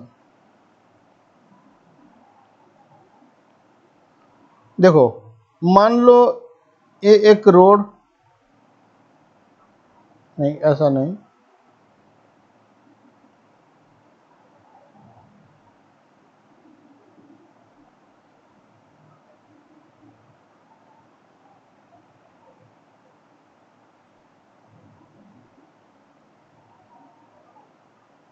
दो road को sorry एक river separate किया, तो ये जो gap होता है इसको तुम कैसे फिल करोगे? ब्रिज के माध्यम से। ठीक है, ब्रिज का मतलब क्या होता है? ये तुम्हारा रोड लैंड, ये दोनों सेपरेट हो गया ड्यू टू रिवर। अब इसको हम ये जो गैप है ना, इसको फिल अप करेंगे by way of bridge. Okay, तो ये तुम्हारा डिपार्टमेंट 1, ये तुम्हारा डिपार्टमेंट 2, ये दोनों के बीच में जो इंफॉर्मेशन गैप होगा उसको कौन सॉल्यूशन करेगा? ईआरपी। तो इसीलिए ERP bridge the information gap between all the departments. Okay, ये पॉइंट समझ में आ गया? अरे बोलो यस और नो? Yes sir. चलो दूसरे पॉइंट लिखो। ERP provides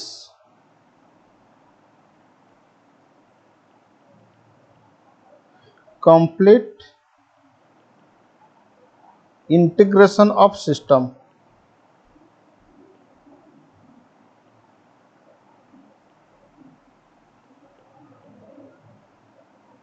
ERP provides complete integration of system। लिखो कंटिन्यू करके, not only across the department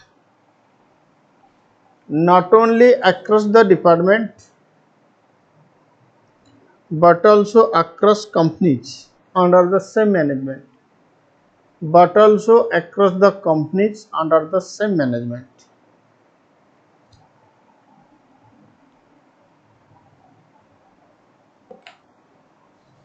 next features लिखो, ERP is the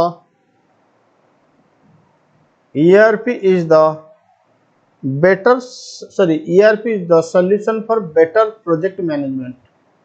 ERP is the solution for better project management। Better project management का solution होता है ERP.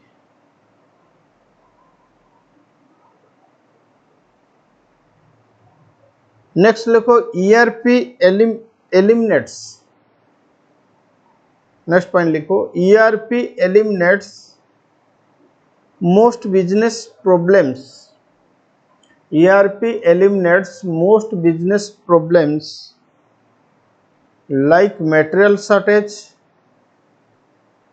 like material shortage, comma, productivity enhancement, customer service, cash management, etc.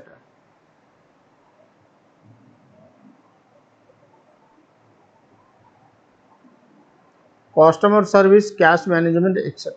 Next point, ERP perform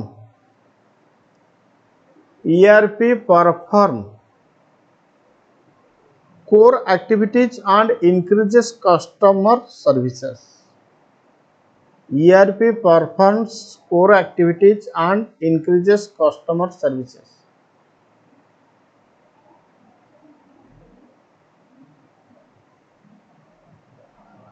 okay, ये हो गया तुम्हारा ERP का features. Next लिखो benefits of ERP.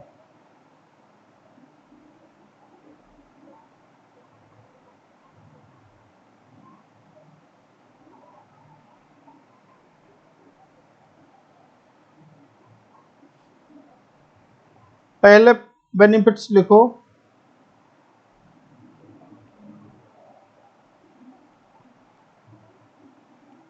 determination of a product cost correctly, determination of product cost correctly। अगर तुम ERP follow करोगे तो तुम्हारा product cost, correct product cost determine हो सकता है, हो सकता है मतलब डेफिनेटली होगा।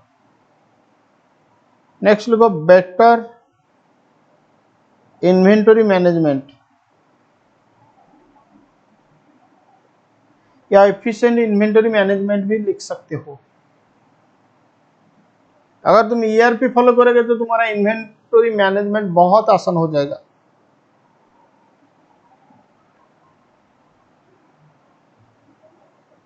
देखो efficient distribution and delivery, efficient distribution and delivery, distribution and delivery efficiently होगा।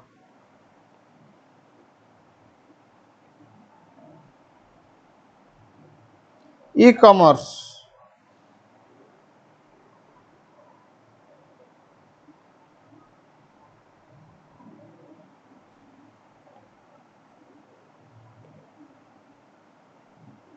Automatic quality control procedure,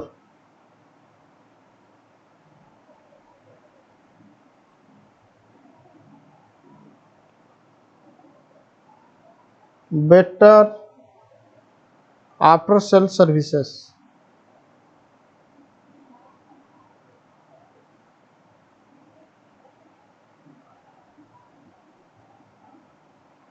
quick response,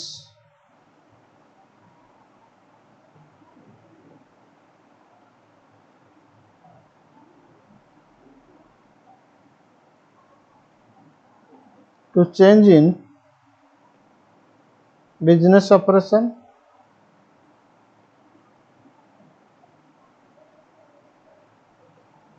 and market condition।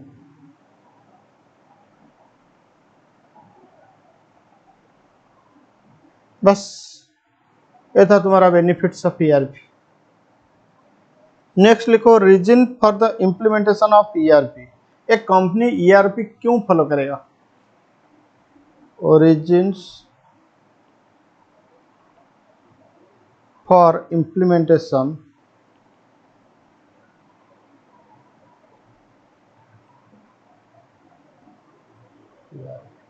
Regions for implementation of ERP. देखो कंपनी ईआरपी क्यों इंप्लीमेंट करेगा, कंपनी को बहुत फायदा मिलेगा। ईआरपी अगर follow करेगा तो कंपनी को बहुत फायदा मिलेगा। कैसे? तो लिखो, पहला फायदा होगा इम्प्रूव ए कंपनीज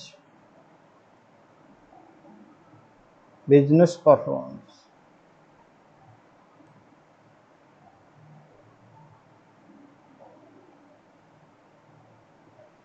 कंपनी का बिजनेस परफॉर्मेंस इंप्रूव होगा। अगर ईआरपी फॉलो करेगा तो कंपनी का बिजनेस परफॉर्मेंस इंप्रूव होगा।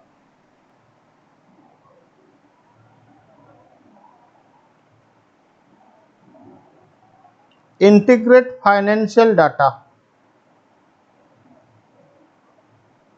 ऑलरेडी मैं बता चुका हूं कि ईआरपी तुम्हारा हर डिपार्टमेंट का इंफॉर्मेशन को इंटीग्रेट करेगा, तो integration of financial data. Standardise manufacturing process,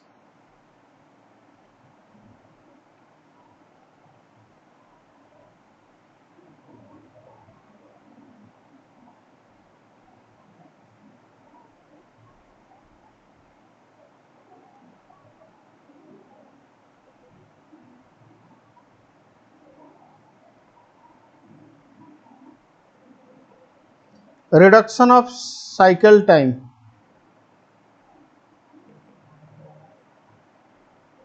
improved resources utilization,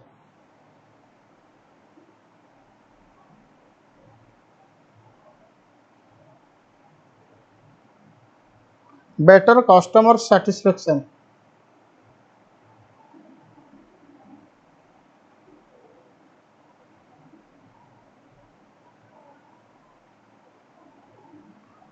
improved supplier performance,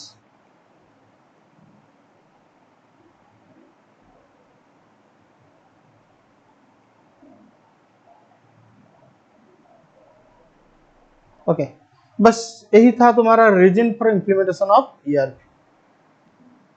अगर तुम देखोगे तो सारे बेनिफिट्स होगा reason for implementation of ERP, तो बेनिफिट्स या एडवांटेजेस को भी तुम लिख सकते हो। ओके, नेक्स्ट लिखो benchmarking.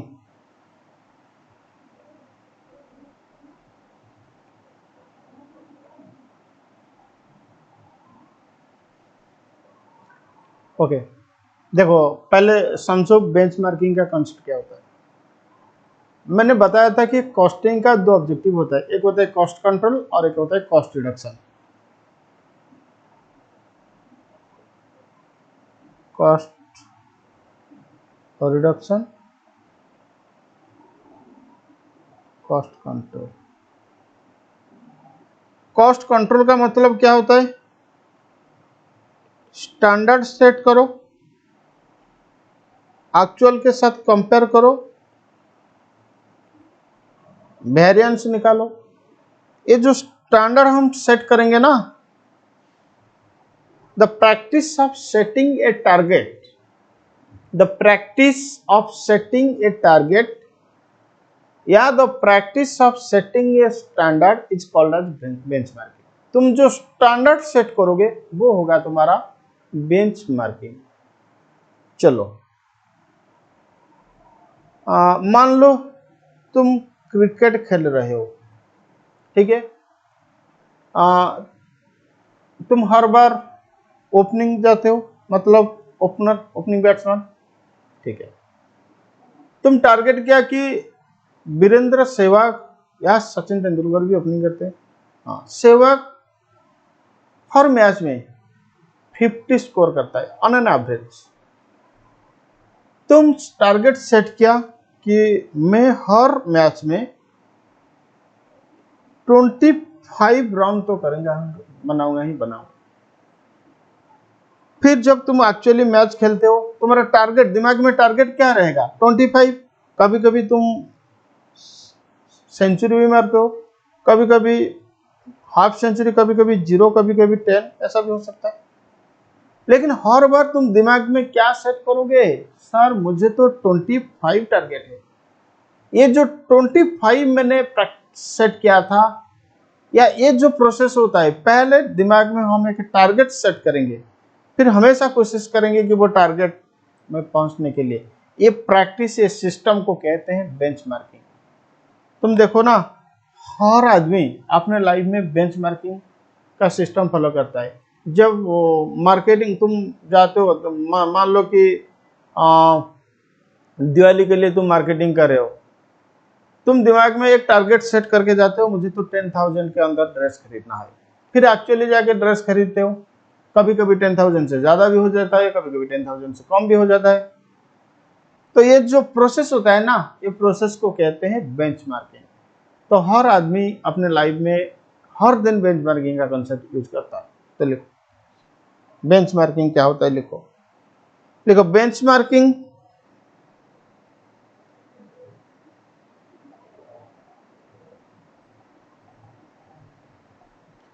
is a control mechanism. Benchmarking is a control mechanism which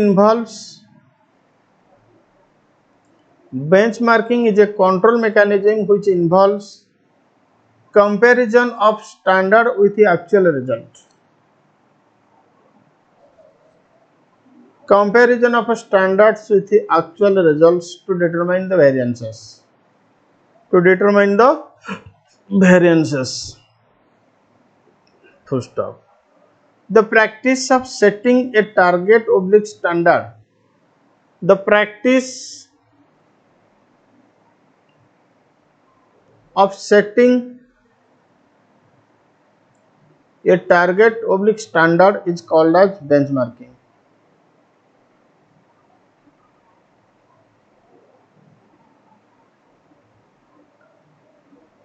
In other words, benchmarking is the process of setting target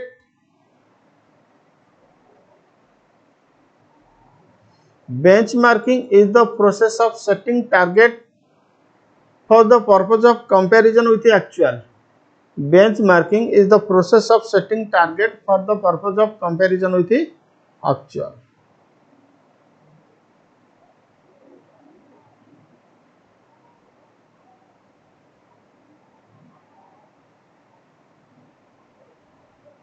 okay, next लिखो टाइप्स ऑफ बेंचमार्किंग। बेंचमार्किंग का डिफरेंट टाइप्स भी है।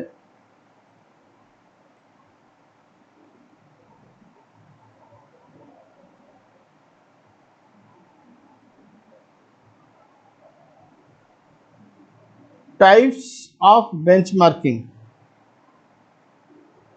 देखो the different types of benchmarking are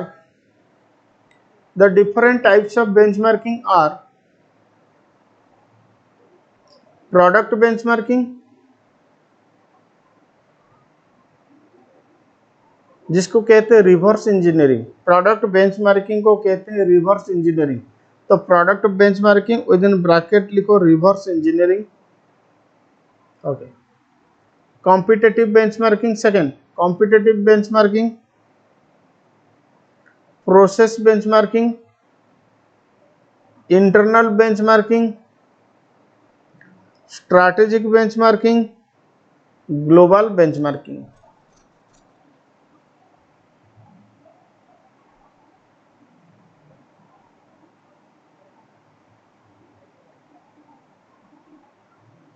चलो एक एक समझो। Product benchmarking क्या होता है, देखो प्रोडक्ट बेंचमार्किंग को कहते हैं रिवर्स इंजीनियरिंग। मतलब तुम्हारा कॉम्पिटिटर का प्रोडक्ट जैसा है, तुम्हें ऐसा प्रोडक्ट बनाना होगा। तो क्या करोगे, कॉम्पिटिटर का प्रोडक्ट को खरीदोगे, फिर उसको तोड़ोगे, देखोगे क्या क्या इसमें कंपोनेंट्स है, उसके हिसाब से अपना प्रोडक्ट डिजाइन करोगे। ठीक है, जब खुद का प्रोडक्ट डिजाइन करोगे, इसको कहते हैं इंजीनियरिंग। जब कॉम्पिटिटर प्रोडक्ट को तोड़ोगे, फिर उसका टेक्नोलॉजी निकालने के लिए कोशिश करोगे, फिर उसके हिसाब से अपना प्रोडक्ट बनाओगे, इसको ऑब्वियसली कहना पड़ेगा कि रिवर्स इंजीनियरिंग। तो प्रोडक्ट बेंचमार्किंग का मतलब प्रोडक्ट, कॉम्पिटिटर का प्रोडक्ट खरीदो, देखो उसको तोड़ के क्या है इसमें, फिर उसके हिसाब से तुम खुद का प्रोडक्ट बनाओ। ये होता है तुम्हारा प्रोडक्ट बेंचमार्किंग।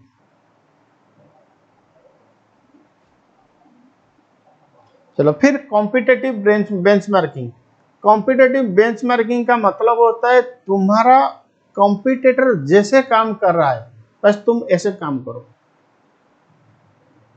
तुम्हारा कॉम्पिटिटर का सारे के सारे प्रोसेस, उसका प्रोसीजर, सब कुछ तुम फॉलो करोगे। इसको कहते हैं competitive benchmarking. Next, process benchmarking. Process benchmarking का मतलब तुम किसी का प्रोसेस फॉलो करोगे, किसी का प्रोसेस फॉलो करोगे। ऑब्वियसली तुम जिसके साथ कंपटीशन कर रहे हो, मतलब तुम्हारे तो बहुत सारे कंपटीटर हो गए, जो बेस्ट कंपटीटर है तुम्हारे लिए उसका प्रोसेस, मतलब जो टॉप ऑर्गेनाइजेशन उसका प्रोसेस तुम फॉलो करोगे, वो होगा तुम्हारा प्रोसेस बेंचमार्किंग। बाकी एक खुद रीड कर लोगे, इंटरनल बेंचमार्किंग क्या होता है, स्ट्रैटेजिक, ग्लोबल एक्सेट्रा। ठीक है, चलो ये बेंचमार्किंग का कंसेप्ट हो गया, खुद तो कुछ रीड करोगे ना। तो बेसिकली हम लोग का जो थियोरिटिकल कॉन्सेप्ट था, बहुत सारे कॉन्सेप्ट खत्म हो चुका है।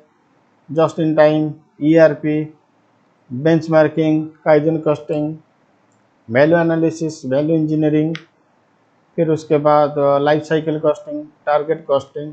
ठीक है, नेक्स्ट क्लास में हम लोग सीखेंगे टोटल क्वालिटी मैनेजमेंट।